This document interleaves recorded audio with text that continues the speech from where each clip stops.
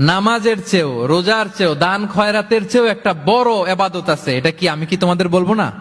সাহাবারা তো অবাক, নামাজের চেয়েও বড় ইবাদত, রোজার চেয়েও বড়, দানের চেয়েও বড়।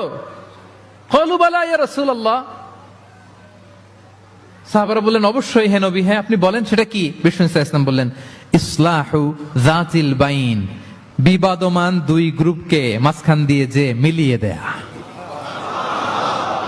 নামাজের চেয়েও বড়, রোজার চেয়েও, সাদাকার চেয়েও বড়, মিলায় দেওয়া। আমরা মনে করি সেজদা দিতে দিতে কপালে দাগ ফেলে দিছি, এটাই তো বড় ইবাদত। এটা তো নিঃসন্দেহে বড় ইবাদত। আমরা মনে করি হজ করতে করতে শেষ করে ফেলতেছি, এটাই বড় ইবাদত। জিকির করতে করতে আমরা দিন রাত এক করে ফেলতেছি, এগুলো তো নিঃসন্দেহে ইবাদত। কিন্তু দুই ভাই বিবাদমান দুই গ্রুপের মধ্যে আপনি যদি মিলিয়ে দেন, এগুলো নফল রোজা, নফল দান, নফল সালাতের চেয়ে বেশি সওয়াবের কাজ। পড়েন সুবহানাল্লাহ।